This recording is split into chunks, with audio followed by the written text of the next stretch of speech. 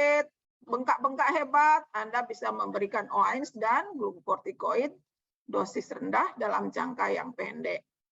Jika pemberian metotrexat ini tidak memberikan hasil yang optimal sesuai dengan hasil monitoring yang kita lakukan, maka kita dapat memberikan obat berikutnya. Dalam hal ini, jika tidak bisa remisi, seperti yang saya sampaikan tadi, kita dapat memberikan biologik DMARD, anti-TNF, atau anti-interleukin 6. Kemudian kita monitoring lagi, seperti yang tadi, misalnya memakai DAS 28, sendinya yang bengkak berapa, yang nyeri berapa, kemudian DAS 28 LED-nya berapa, dan atau CRP-nya. Jika sudah mencapai target, ini dapat diteruskan, kemudian ditapering dosisnya. Namun jika tidak mencapai remisi seperti yang kita targetkan tadi, maka kita dapat memberikan masuk kepada fase 3, di mana kita bisa mengganti biologik DMARD yang lain atau menggunakan JAK inhibitor yang akan kita bahas di berikut ini. Kalau kita bandingkan antara rekomendasi IRA dan EULAR 2019 hampir sama, namun di sini perbedaannya adalah pada rekomendasi EULAR 2019 ini JAK inhibitor dapat digunakan di fase 2 di mana pasien yang tidak remisi dengan konvensional DMARD dapat memakai JAK inhibitor. Mengapa kadang-kadang pasien lebih menyukai JAK inhibitor ini? Karena JAK inhibitor ini bisa dipakai dengan penggunaan oral ya, dibandingkan dengan biologik DMARD yang rata-rata injeksi atau intravena. Demikian juga pada fase 3, jika fase 2 memakai biologik DMARD namun tidak ada perbaikan, dapat memakai JAK inhibitor. Ini adalah jurnal yang saya kutip di mana remisi pada pasien rheumatoid arthritis ini memang cukup mengkhawatirkan. Bukan hanya di negara kita yang menjadi masalah, ternyata di Swedia ini juga menjadi masalah. Jadi berdasarkan penelitian ini, sebagian besar pasien di Swedia itu tidak pernah mencapai low disease activity atau remisi dalam 5 tahun gitu ya. Jadi tidak hanya di negara kita tapi juga di Swedia ini juga menjadi masalah. Demikian juga di Korea Selatan. Di Korea Selatan ini penelitian dalam 2 tahun itu angka remisinya 54%. Jadi masih cukup rendah ya. Jadi remisinya tidak mencapai apa yang kita harapkan. Demikian juga saya mengutip sedikit penelitian dari IRA, ini juga menyatakan bahwa pasien remisinya rata-rata 24,5% di Indonesia. Nah, ini menjadi keprihatinan kita bersama bahwa di negara yang sudah maju pun angkanya rendah dan kita di Indonesia mesti berusaha lebih kuat lagi supaya remisinya mencapai target yang kita harapkan. Saya ulangi lagi bahwa rendahnya remisi ini ada berbagai macam hal yang bisa terjadi. Yang pertama adalah keterlambatan diagnosisnya, kemudian keterlambatan rujukan, tingginya rheumatoid faktor dan atau anti-CCP antibody, keterlambatan menggunakan DMARD, monitoring yang tidak optimal sehingga perubahan menjadi terapi target tadi menjadi terlambat dan sehingga menimbulkan respon terapi yang tidak optimal. Ini yang menyebabkan rendahnya remisi. Mari kita masuk JAK1 inhibitor, pemakaian JAK1 inhibitor pada rheumatoid arthritis. Kalau kita melihat DMARD yang sudah di-approve oleh FDA, ini sejarahnya demikian, jadi mulai dari anti-TNF, kemudian obat yang lain, dan DMARD ini dimulai pada 2012, di mana eranya target JAK inhibitor dimulai. Ini gambaran bagaimana obat-obat tersebut bekerja. Ada yang bekerja pada sitokin proinflamasi, misalnya anti-TNF, etanercept, infliximab, adalimumab, golimumab, sertolizumab, dan lain-lain, serta anti-interleukin 1, anakinra, dan lain-lain, anti-interleukin 6, mungkin ini ngetop semenjak COVID, di mana kita mengenal sebagai tocilizumab sebagai obat anti-COVID, walaupun itu sebenarnya bukan anti-COVID, anti-interleukin 6, dan obat lain, GM-CSF inhibisi, mavrilimumab, dan lain-lain, serta anti-CD20. Nah, ini semua titik tangkap yang dilakukan oleh obat terhadap baik sitokin proinflamasi maupun sel yang dihambat perkembangannya oleh obat, sehingga perkembangan penyakit rheumatoid arthritis ini tidak menjadi lebih progresif. Kalau kita melihat secara molekuler, efek dari JAK inhibitor adalah kemampuan menghambat pembukaan sel dan rangsangan sel ke dalam DNA, di mana semua sitokin nanti akan membuka reseptor dan selanjutnya akan merangsang sel untuk bereplikasi. Namun JAK inhibitor ini menghambat semua lini pada aktivitas sel, sehingga diharapkan dengan hambatan pada JAK inhibitor ini sel tadi tidak aktif lagi dan tidak menyebabkan efek-efek yang terjadi pada rheumatoid arthritis yang lebih lanjut, sehingga kita harapkan aktivitas rheumatoid arthritisnya menjadi lebih baik pada pasien.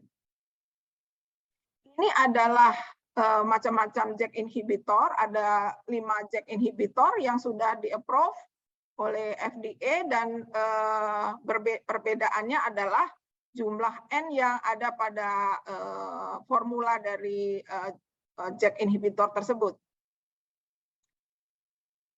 Baricitinib sebagai inhibitor JAK1 dan JAK2 ini merupakan obat yang menghambat JAK1 dan JAK2 yang utamanya, dan sehingga inflamasi yang terjadi menjadi terhambat atau terhentikan, sehingga aktivitas sel menjadi tidak menjadi aktif lagi. Dan baricitinib ini atau JAK1 dan JAK2 inhibitor ini dosisnya adalah 2 mg dan 4 mg sehari. Ini kelebihannya adalah dapat diberikan secara oral, dan peaknya, puncak konsentrasi tertingginya dapat dicapai dalam 1 jam setelah minum obat. Jadi sangat cepat, dan tentunya ini menyebabkan efek yang cukup baik pada pasien, dan tentunya ini menyebabkan harapan adanya efek yang lebih optimal pada pasien RA. Ekskresinya dapat terjadi via urin maupun via feses. Ini berbagai macam penelitian yang dilakukan baik antara baricitinib maupun methotrexate, baricitinib maupun biologik, dan baricitinib dan placebo. Ini menunjukkan, sebagian besar menunjukkan baik dalam waktu 24 minggu, 52 minggu, ini menunjukkan bahwa kemampuan dari JAK1 inhibitor ini meningkatkan remisi pada pasien, di mana angka remisi berdasarkan ACR20, ACR50 maupun ACR70 ini sebagian lebih tinggi pada pasien yang diberikan baricitinib maupun baricitinib dengan methotrexate. Ini adalah hasil yang mungkin ke depan bisa menjadi harapan bagi kita semua. Nah, ada penelitian yang lain yang menunjukkan adanya kemampuan dari baricitinib ini pada perbaikan dari aktivitas pasien dalam jangka yang cukup lama. Ini menunjukkan bahwa dalam jangka yang cukup lama, baricitinib ini juga mampu mempertahankan remisi pada pasien. Pada kondisi khusus, kita harus ingat bahwa pasien dengan bersihan kreatinin atau gangguan ginjal, di mana bersihan kreatinin yang kurang dari 30 ml per menit, ini tidak diperkenankan diberikan baricitinib ini. Jadi pada pasien yang gangguan ginjal dengan bersihan kreatinin 30–60, ini masih boleh diberikan dengan dosis 2 mg. Bagaimana dengan kondisi infeksi? Pada kondisi infeksi ini juga harus hati-hati dinilai antara keuntungan manfaat dan mudaratnya. Namun pada kondisi yang memang infeksinya mungkin tidak terlalu berat dan diharapkan menimbulkan efek yang baik, tentunya masih diperbolehkan. Dan bagaimana dengan pasien yang usia lanjut? Ini dikatakan masih sedikit penelitiannya, namun untuk pasien yang di atas 75 tahun ini diberikan dosis yang 2 mg dulu ya, jadi tidak boleh terlalu tinggi. Terus yang terakhir, bagaimana keamanannya?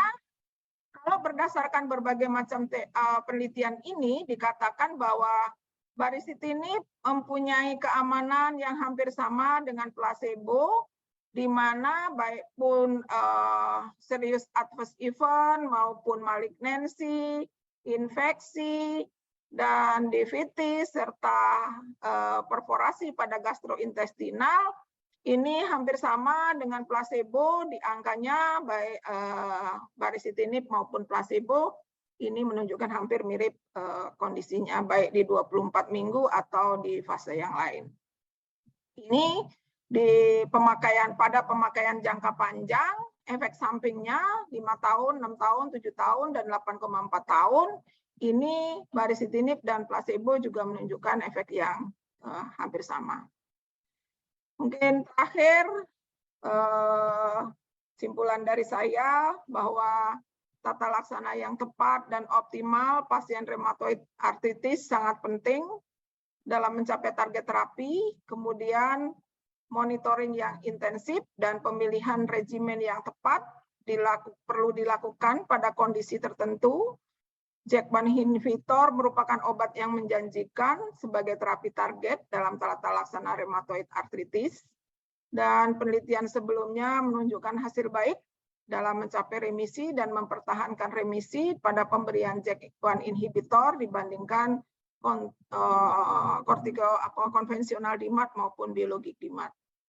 Demikian, terakhir ini bisa diakses di website kami www.rheumatology.org.id tentang diagnosis dan pengelolaan artritis reumatoid, yang sebagian besar saya ungkapkan tadi, mungkin kecuali obat yang barunya, itu semua ada di rekomendasi ini. Silahkan di-download dan silahkan dibaca. Terima kasih. Demikian, wabillahi taufik wal hidayah. Assalamualaikum warahmatullahi wabarakatuh. Waalaikumsalam warahmatullahi wabarakatuh. Terima kasih atas presentasinya kepada Dr. Radiati. Ya, saya kira ini satu cakrawala baru ya di bidang penata laksanaan penyakit artritis reumatoid, mengingat kita memiliki obat baru, golongan obat baru, JAK inhibitor, yang saya kira di luar negeri sudah beredar cukup lama ya, beberapa tahun, namun di Indonesia baru ini yang masuk, dan ini merupakan amunisi baru ya untuk tata laksana RA di Indonesia. Mungkin kita langsung saja berlanjut ke sesi diskusi. Mungkin pertanyaan pertama nih, ada pertanyaan dari peserta, tapi mungkin saya ingin bertanya dulu Dr. Radiati. Sebetulnya kalau misalnya dibandingkan dengan obat lini kedua selama ini, biologic agent misalnya anti TNF alpha atau anti-interleukin 6, sebetulnya bagaimana perbandingannya dengan baricitinib, dok? Apakah maksud saya efektivitasnya lebih baik atau mungkin ada hal-hal yang lebih superior dari baricitinib dibandingkan dengan obat lini kedua yang lain gitu. Silakan dok. Terima kasih Dokter Suryo. Jujur kalau pengalaman saya itu baru 1-2 dapat pasien dengan baricitinib ini karena harganya cukup menguras kantong barangkali gitu ya. Namun beberapa literatur yang saya baca bahwa baricitinib ini lebih superior dalam mencapai remisi dan mempertahankan remisi, itu Dokter Suryo. Jadi kemampuan mencapai remisi itu sampai ada satu kalau nggak salah penelitian itu sampai 80-an% dan 79 ya kalau nggak salah, kemudian ditambah MTX itu bisa sampai di atas 80. Jadi harapannya dengan angka yang demikian tinggi, maka sebagian besar pasien kita akan mencapai remisi.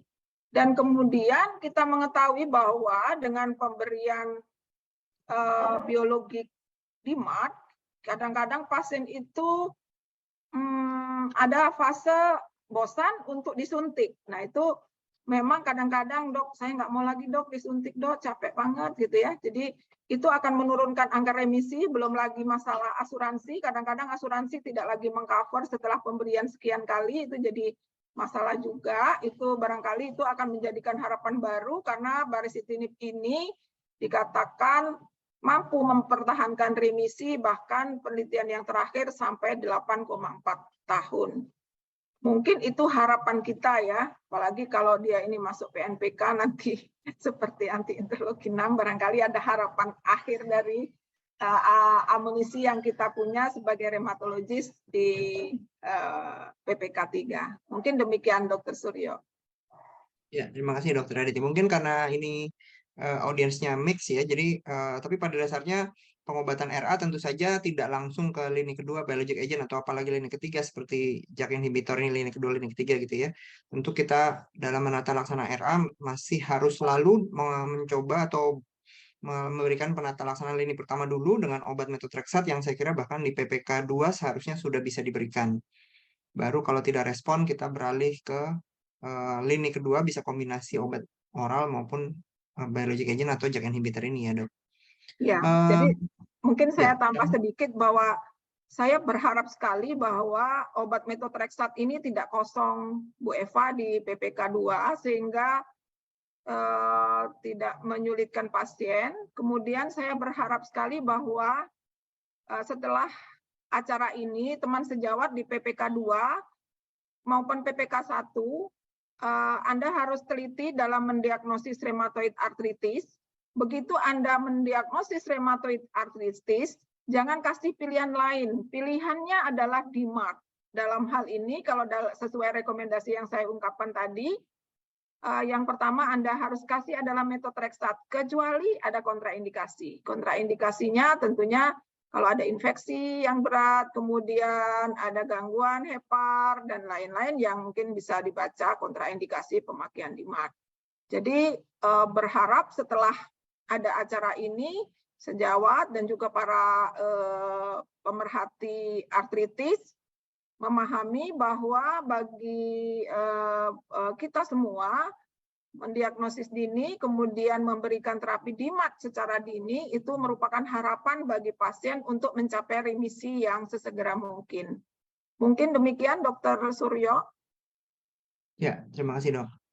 Mengenai safety, ini ada pertanyaan mengenai safety dok. Sebetulnya untuk infeksi, terkait dengan penggunaan baricitinib ini, apakah ada infeksi tertentu yang menjadi perhatian khusus dalam hal ini yang lebih tinggi risikonya pada pemberian JAK inhibitor? Kita tahu bahwa kalau anti TNF alpha maka dibilah yang menjadi concern utama. Tapi kalau JAK inhibitor ini bagaimana dok?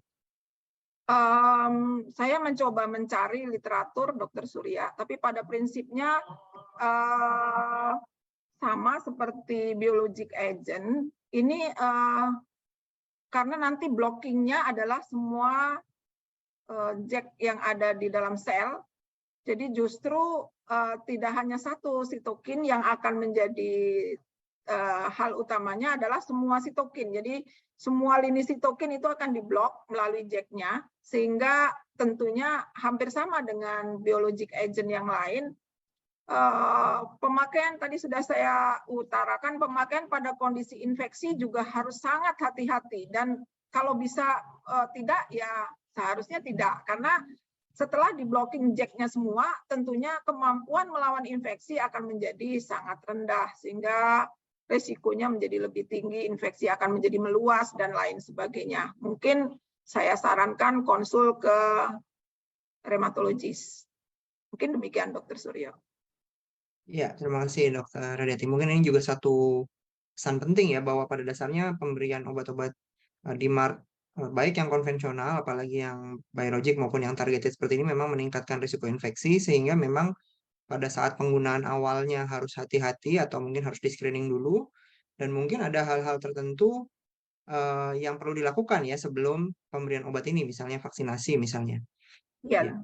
ya, untuk mencegah infeksi yang lebih sering ya, terutama kita sekarang, pasien saya ini semuanya batuk, jadi mungkin influenza, vaksinasi influenza dianjurkan, mungkin vaksinasi pneumonia juga mungkin kalau bisa memungkinkan gitu ya. Karena saya ada pasien nih, harap-harap cemas, pasien saya beberapa hari yang lalu 3 orang RA itu semuanya batuk, dan batuknya tuh lama, ada yang sampai 2 minggu, jadi saya sampai screening, saya stop semua DMARD-nya dulu, saya ganti glukokortikoid dulu dan sebagainya. Jadi mungkin memang pencegahan, screening dan lain sebagainya itu sangat penting untuk pasien-pasien RA ini. Nah, ini mungkin juga menjadi pertimbangan bagi pemangku kepentingan bahwa setelah terdiagnosis ini bebannya, kosnya menjadi berat, karena risiko-risiko itu juga akan menjadi tambahan kos ya, Dr. Suryo, untuk pasien, sehingga tidak hanya diabetes, tidak hanya hipertensi, pasien-pasien begini juga harus menjadi perhatian supaya kita tidak menambah kos berikutnya. Mungkin demikian, Dr. Suryo. Ya, terima kasih Dokter Radiati. Ini ada pertanyaan lagi terkait dengan gangguan fungsi liver ya. Memang kita tahu berbagai obat tata laksana penyakit RA memang menimbulkan gangguan fungsi liver. Kalau untuk baricitinib sendiri, kalau dari clinical trial-nya sebetulnya seberapa banyak pasien yang mengalami gangguan fungsi liver, Dok? Kalau dari trialnya itu tidak tergambarkan dengan jelas, hanya tergambar dengan jelas itu adalah fungsi ginjal, karena ekspresinya di urin. Jadi semoga ini menjadi harapan baru bagi pasien yang memang fungsi hepatnya terganggu, misalnya pakai metotrexat, GOT, GPT naik gitu ya. Itu kan kadang-kadang kita membuat kita agak susah bergerak gitu ya. Mungkin saya lihat di beberapa literatur tidak terlihat efek yang jelas pada hepar, hanya pada ginjal yang sudah sangat jelas digambarkan bahwa kondisi-kondisi yang dengan gangguan fungsi ginjal itu tidak diperkenankan untuk diberikan, apalagi yang bersihan kreatininnya kurang dari 30. Mungkin demikian Dr. Suryo. Nanti coba kita lihat lagi dengan mungkin kalau ini bisa dipakai, karena saya dengar mungkin ada obat sisa COVID ya, JAK inhibitor di Kemenkes. Mungkin kita bisa memohon Bu Eva untuk memfasilitasi kita memakai obat itu sebagai obat riset kita, sehingga kita bisa memahami dengan jelas obat baru ini untuk pasien-pasien kita, bagaimana fungsi hatinya, bagaimana fungsi ginjalnya, dan kondisi lain. Ya. Mohon maaf Dok, suaranya hilang Dok. Oh iya, jadi intinya semoga kita akan bisa memahami lebih jelas, karena saya dengar dari beberapa sejawat, Bu Eva, itu ada obat sisa COVID yang JAK inhibitor ini. Mungkin bisa kita pakai sebagai bahan untuk riset pasien RA di Indonesia. Mungkin demikian, Dr. Suryo. Ya, terima kasih Dokter Radiati. Jadi memang apa namanya pada dasarnya memang untuk gangguan fungsi liver tidak terlalu banyak, Pak. Saya kira tetap saja ya pada pasien dengan RA potensi mengalami gangguan fungsi liver selama pengobatan itu ada meskipun antara satu obat dengan obat yang lain berbeda-beda ya. Saya kira kalau misalnya pada kasus-kasus dengan penyulit seperti gangguan fungsi ginjal, gangguan fungsi liver, maka penata laksanaan eh, apa namanya oleh subspesialis ini sangat penting. Ya, Ya, setuju.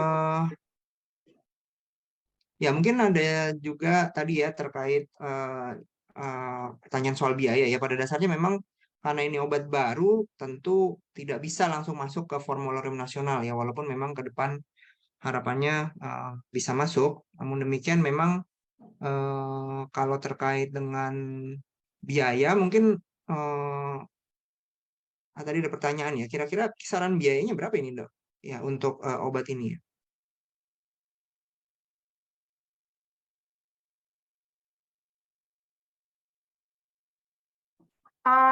Terkait dengan biaya, barangkali ini masih menjadi masalah, Dokter Suryo, karena harganya cukup mahal ya. Kalau beberapa pasien saya kemarin hitungannya adalah 9 jutaan per bulan ya. Jadi masih cukup mahal, Dokter Suryo, 9-10 juta per bulan. Jadi kalau dihitung per hari berapa itu? Itu dosis saya kasih yang 4 miligram ya kalau nggak salah ya. Jadi 9 juta bagi 30 berarti sekitar 300.000 ya, benar ya? Ya. 300.000 Oke. satu tablet. Jadi memang masih cukup mahal untuk ukuran kita orang Indonesia. Dan ini obat masih belum masuk ke BPJS terutama ya, jadi belum bisa dipakai secara luas. Ya, terima kasih dok. Jadi memang secara umum bahwa obat-obatan baru kalau sejauh pengetahuan saya bahwa kalau di formulir nasional tuh obat yang masuk harus obat yang sudah beredar kurang lebih, saya nggak ingat persis, tapi seingat saya 2 tahun beredar dulu baru bisa masuk. Sementara obat ini baru sangat baru ya, baru beredar tahun ini. Tapi paling tidak sudah memberi tambahan amunisi ya untuk pasien-pasien yang gagal lini pertama, gagal lini kedua, atau tidak toleran dengan lini kedua yang lain, atau tidak mau disuntik karena obatnya diminum. Saya kira semua pertanyaan tadi sudah kita jawab ya. Jadi kalau boleh kita simpulkan bahwa JAK inhibitor ini adalah suatu obat yang eh, baru ya dalam tata laksana RA, relatif baru, dan ini merupakan obat yang pertama yang masuk dalam golongan JAK inhibitor di Indonesia, baricitinib ini, dan tentunya memiliki efektivitas yang baik dan juga risiko yang kurang lebih comparable dengan obat yang lain, tapi dengan efektivitas yang lebih baik. Meskipun dia memang eh, saat ini ya biayanya masih cukup mahal, namun paling tidak sudah bisa menjadi alternatif untuk pasien-pasien tertentu, dan diharapkan memang ke depan bisa diakses lebih banyak orang ya. Namun demikian memang yang perlu harus kita garis bawahi bahwa pengobatan lini pertama RA itu harus dilalui dulu oleh seluruh pasien yang baru terdiagnosis RA. Kalau lini pertama gagal, baru beralih ke lini berikutnya. Mungkin itu saja yang bisa saya sampaikan. Saya mengucapkan terima kasih kepada Dr. Radiati Umi Partan, spesialis penyakit dalam konsultan reumatologi sebagai pemateri di sesi yang kedua ini. Terima kasih juga kepada para peserta yang masih mengikuti acara ini sampai sekarang, dan juga kepada peserta yang mengajukan pertanyaan. Kurang lebihnya mohon maaf. Saya tutup sesi kedua ini. Wassalamualaikum warahmatullahi wabarakatuh. Waalaikumsalam warahmatullahi Mungkin wabarakatuh. Terima kasih Dokter Suryo. terima kasih dok. Mungkin kita eh, foto dulu untuk apa namanya dokumentasi sesi ini. Kepada panitia mohon dibantu.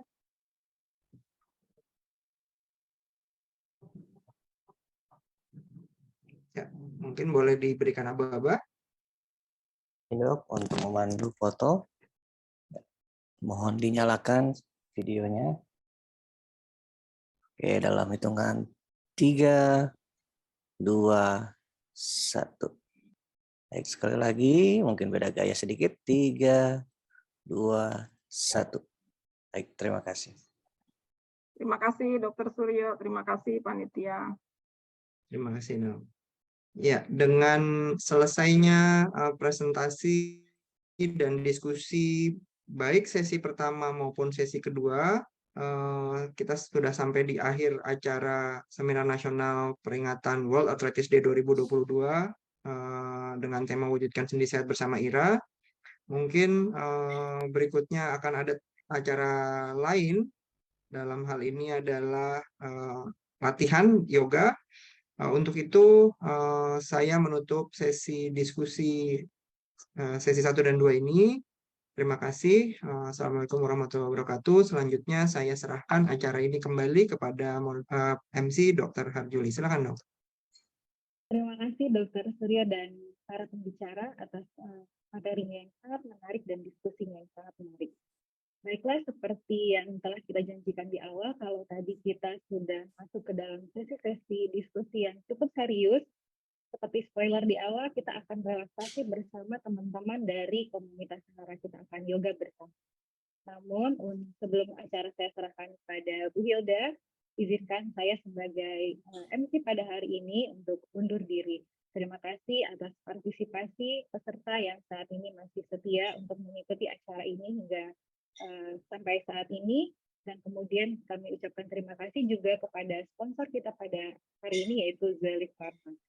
Demikianlah, saya undur diri atas segala kekurangan. Saya mohon maaf. Wabillahi taufiq wal hidayah. Wassalamualaikum warahmatullahi wabarakatuh. Acara saya serahkan kepada Bu Hilda. Silakan.